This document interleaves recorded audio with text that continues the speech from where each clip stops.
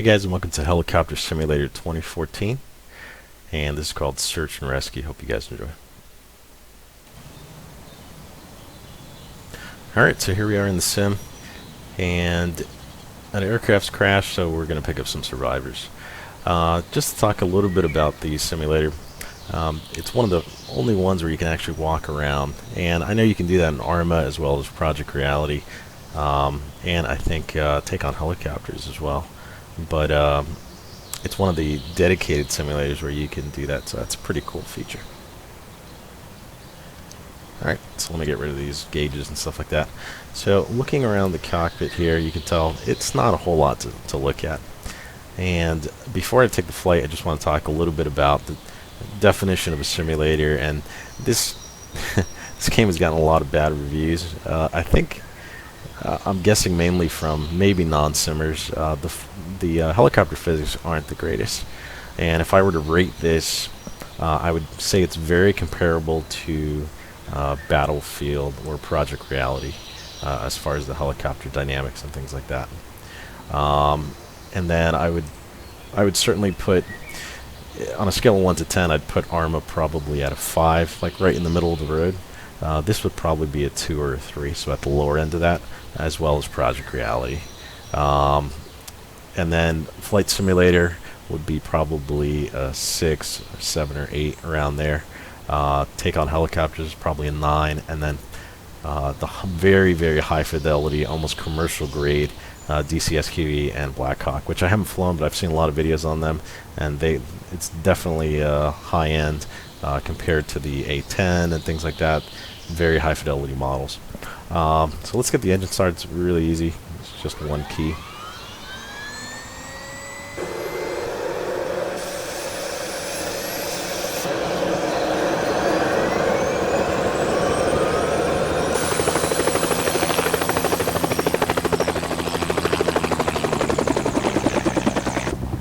Alright, so here we are.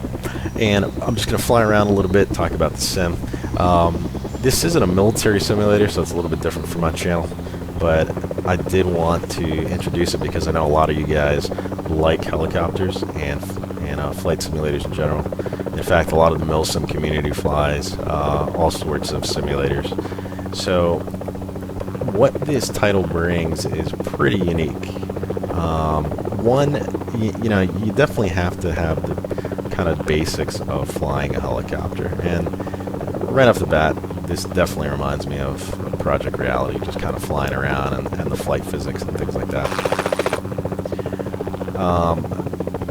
So on the lower end of the scale, it definitely is an easier flight model.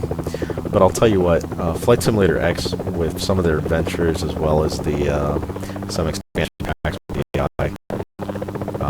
AI swimmers, where you'd bring the hoist down. First of all, the hoist in Flight Simulator X was kind of a mess. It wasn't the greatest. If you remember some of those adventures and some of those missions, this is what Flight Simulator X could have been.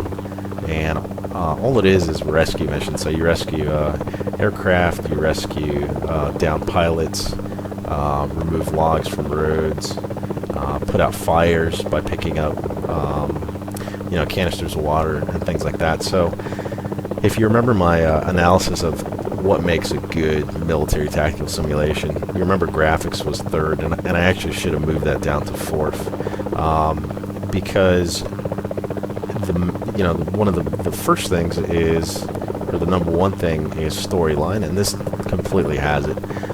You are a kind of like a Coast Guard rescue pilot, and you go into all these situations. There's 40 missions in this, which is pretty remarkable, and the game is only $7. So I actually picked it up for my kids. There you can see a flare going up, and there's the down helicopter off to our right, because I figured it would be a great kind of fun thing. They're really into that movie, Planes, Fire and Rescue, and I figure we could do some flight simming with that, which they actually really enjoy, and they think it's really cool.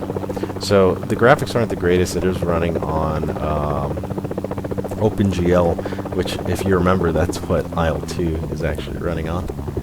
IL-2 1946, that is. So it's definitely older. But I think the reason they chose that was there's a lot of things going on in a flight sim, and if you want to get like good performance, you definitely have to sacrifice something. And it's an indie game as well. I just initiated the auto hover, and the reason for that is that it dampens your controls a little bit. It's kind of like the auto hover in Arma, very, very similar to that. So Arma's flight fidelity is a little bit better, certainly, but it's what Take on Helicopters is based on, but the performance and optimization of that is really, really bad. So if you want something that's search and rescue, definitely check this out. You can see the guy waving his arms down there. So I think all we have to do is actually land close to them.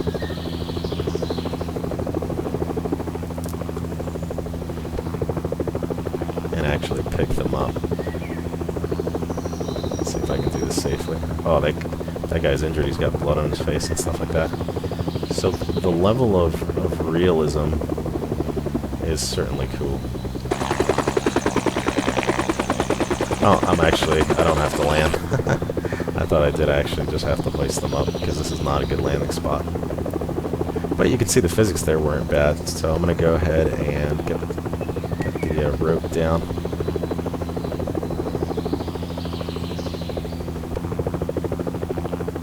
Try to get some altitude here. Okay, so there's the rope down there, and you can see this little indicator. The donut is our aircraft, and then the circle is where we need to be. So if you remember in Flight Simulator X, some of these missions, you'd constantly have to go into the outside view to really be able to do that. And I remember trying to pick up people in Flight Simulator X for, sometimes, like half an hour or something like that.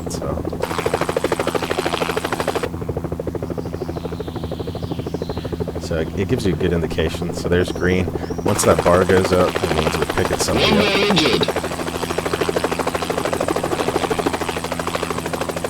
You can see them being hoisted up, and there's the down aircraft to our left.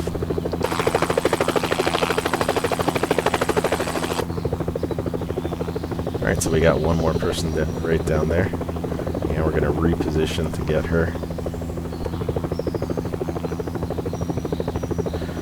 So yeah, the flight physics, it's pretty much, I'm using the Logitech gamepad for this, and you can use the Xbox controller, but it really is meant for like keyboard use or mouse, I think. Take the injured to the hospital.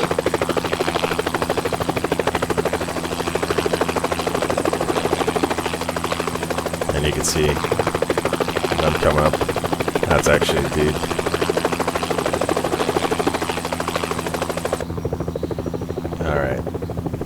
There's no animation when they get in or anything.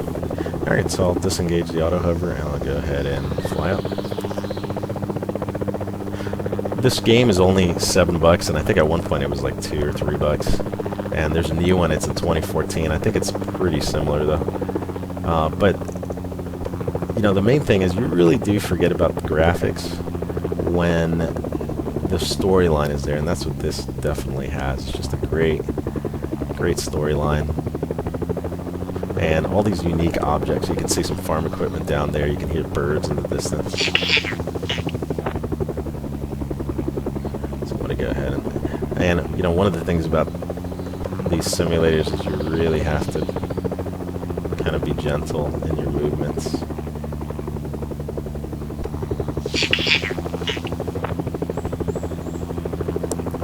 So we'll bring it down here on the pad.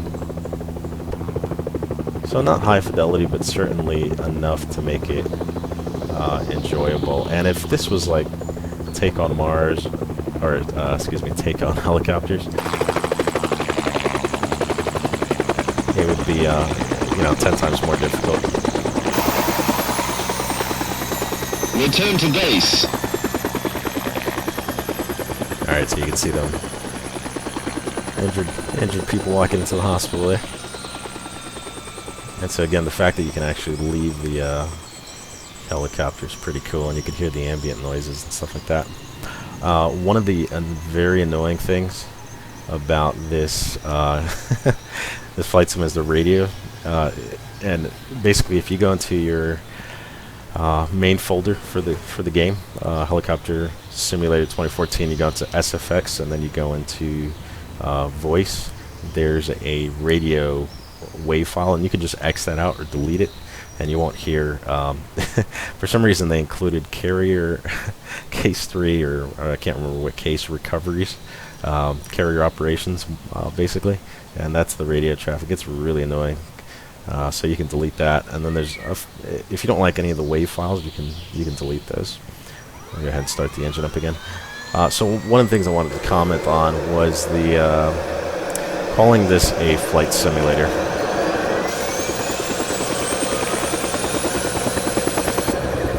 Because I heard some comments, that you can't really call this a flight sim, it's a joke and things like that.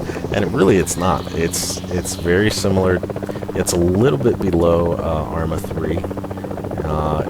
And if you're comfortable with Arma 3, you should be able to do this just fine. So, a simulator is something that simulates flight. And even if it's a low fidelity simulator, it's still a sim. I remember I flew the Seahawk simulator. One of my buddies is a Seahawk pilot in the Navy, and I got to fly the actual procedural sim. I think it was in San Diego.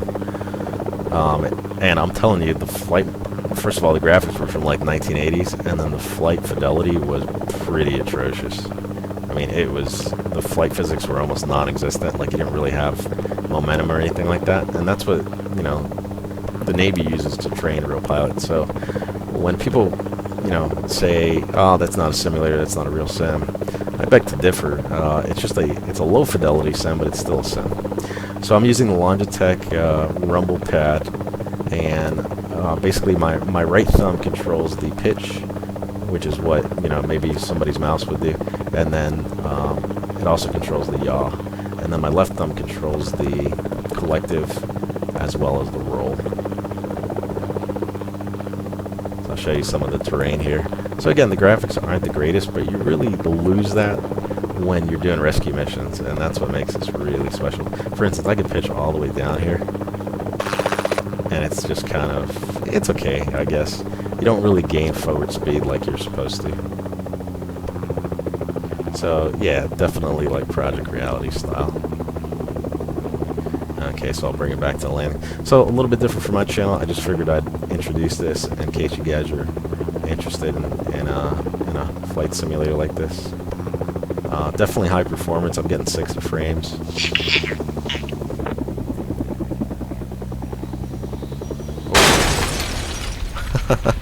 And I lowered the collective way too fast. So you can see it is, realistic. And that's kind of an anomaly. Actually, I haven't really crashed too much. I think I've just been playing this all day. And I'm trying to record at the same time and narrate. So I want to show you the water. It's not bad. It's sort of like Isle 2-ish.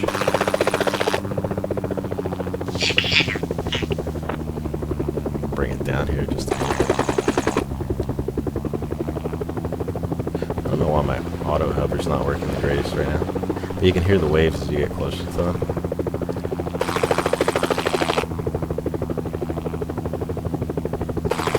But yeah, you can see that water. It's not bad at all.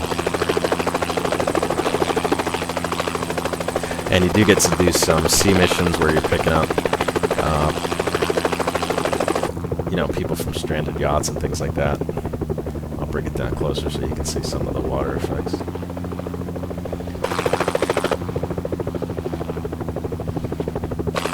So there's some of the really cool water effects. Similar to Flight Simulator, actually, something like that. And I will tell you, the variety of missions are incredible. I've only done, I think, about 10 so far. And it has been quite a ride. There's all sorts of different scenarios. Everything from putting out fires to, rescuing people, moving logs from roads. And I won't spoil some of the other really unique ones. So certainly this is what Flight Simulator missions could have been. And think this is what Take on Helicopters attempts to do. I haven't really played that too much. I think it does have a lot of rescue missions, but this is it's the search and rescue helicopter sim that was never made that finally was created, and it's awesome. I really enjoy it. Alright, so I'm going to go back and try to land it this time so you guys can see what that looks like. Just doing some low level here. And you can hit trees here, so just be aware of that. But you can get really close to them, the branches and everything. And so it's awesome to get like in really tight kind of spaces and still be able to pull it off. And I certainly recommend that you guys use the auto hover if you're gonna be doing, you know, things like this.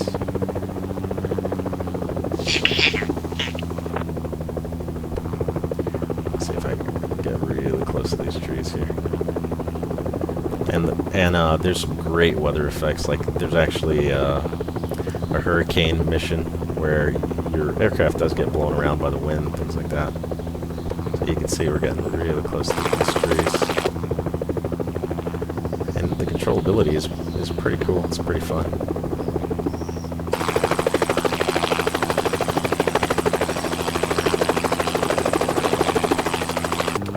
Alright guys, so let me just show you one landing here before we finish this video out.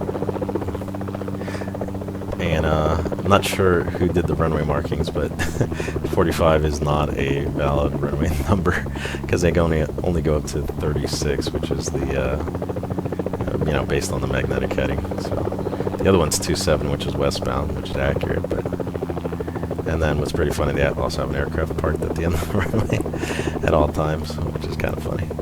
But it's still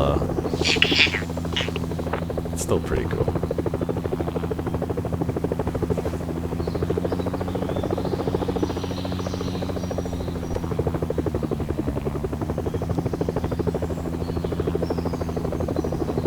And you can see cars driving by and stuff like that. That was a little bit of a hard landing.